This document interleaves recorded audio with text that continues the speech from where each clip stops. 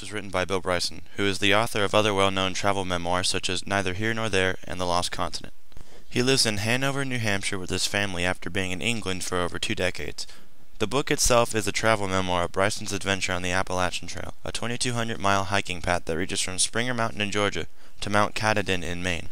While traversing the trail, Bryson and his companion Stephen Katz, also seen in Bryson's Neither Here Nor There, come across a strong cast of hilarious characters and presents his entire journey with a hilarious narration.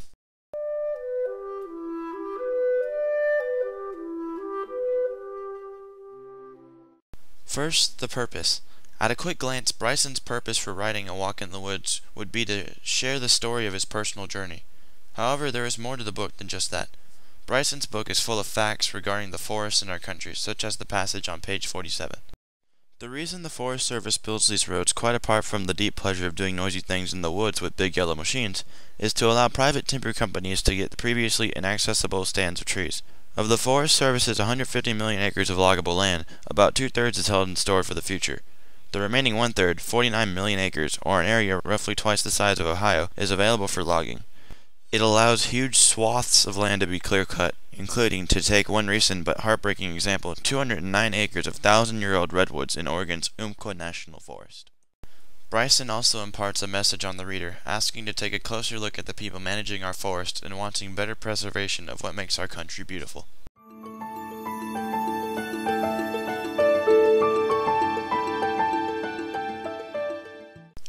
To go along with the powerful purpose, Bryson writes with a style that by itself could make this book a classic.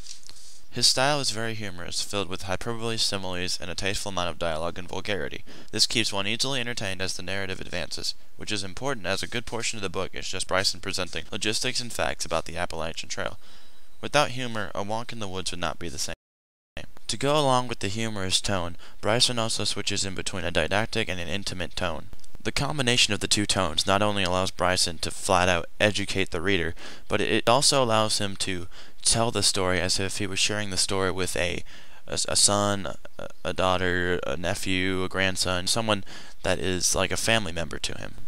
This allows his writing to be more relaxed, and he uses a much more user-friendly diction, so it's easier for the reader to connect with Bryson and to understand what his book is actually about.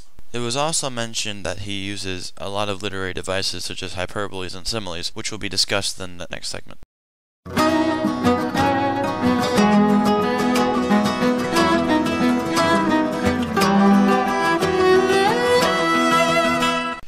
For humorous effect, Bryson uses hyperboles, similes, and a ton of dialogue to his advantage. For example, when Bryson and Katz meet Mary Ellen, who is a very interesting character, they decide to mess with her a bit. "So what's your star sign?" said Mary Ellen. "Cunnilingus," Katz answered and looked profoundly unhappy. She looked at him. "I don't know that one." She made an "I'll be darned" frown and said, "I thought I knew all of them." "Mine's Libra." She turned to me. "What's yours?"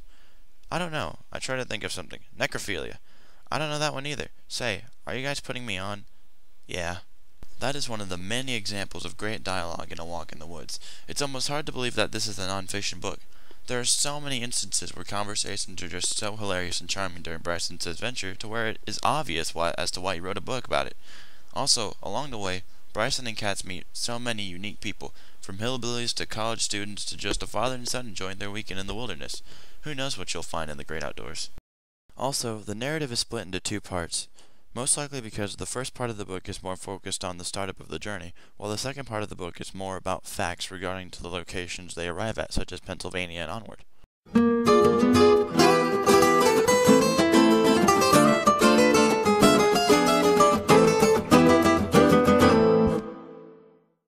First of all, through reading A Walk in the Woods, I learned about Bill Bryson and his amazing ability as a writer. To be honest, I'm not a huge reader, and I can get very bored easily. So the fact that A Walk in the Woods entertained me throughout the entire book is amazing. Bryson also teaches the reader about the history of the trail, everything from the first thought of invention, to the scandal behind whose idea the trail was, to the rearrangement of paths to create the modern-day shape. Bryson also shares with the reader why he took the task of traveling the path, knowing the dangers of weather and wildlife. Despite the fact that he only traveled 800 miles, less than half the path, he still feels that he accomplished something great.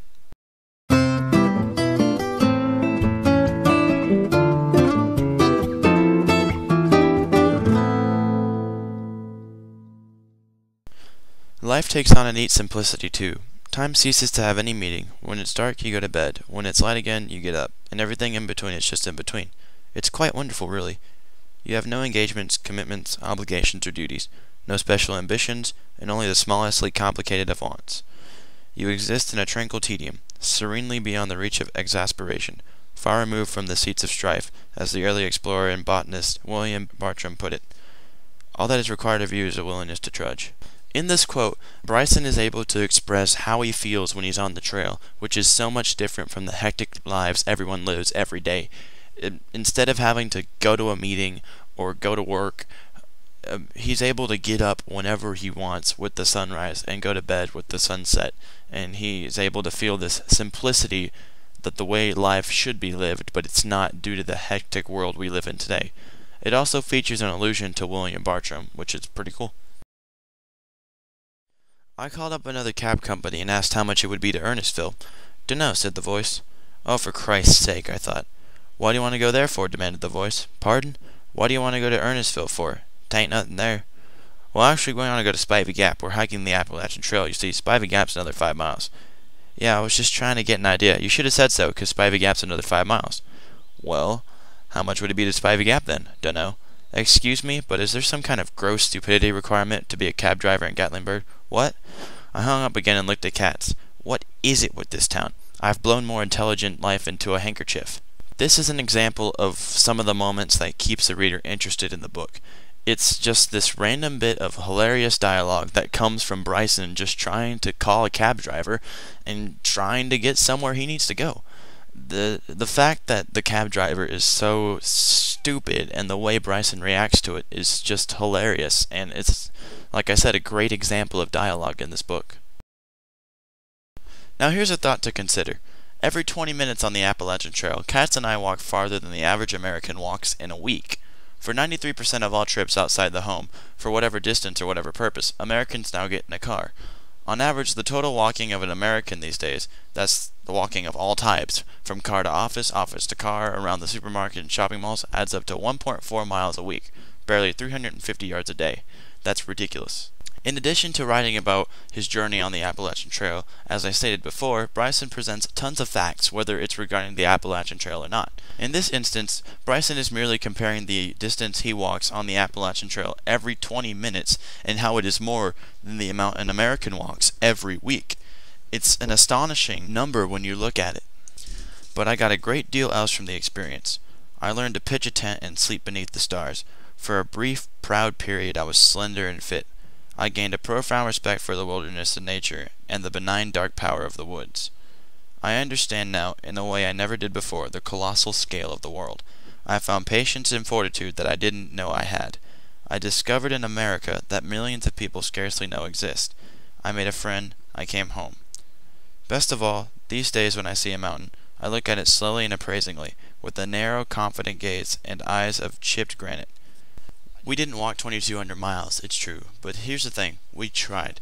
So Katz is right after all, and I don't care what anyone says, we hiked the Appalachian Trail. There is no better way to end a walk in the woods than the way Bryson did. He leaves the reader with a powerful message of how much his experience on the Appalachian Trail changed his life. Whether it's to encourage the reader to go out and journey the Appalachian Trail themselves, or just to restate how excited and proud he was to actually march the great Appalachian Trail, Bryson finishes A Walk in the Woods with an ending that's just as great as the entire book itself.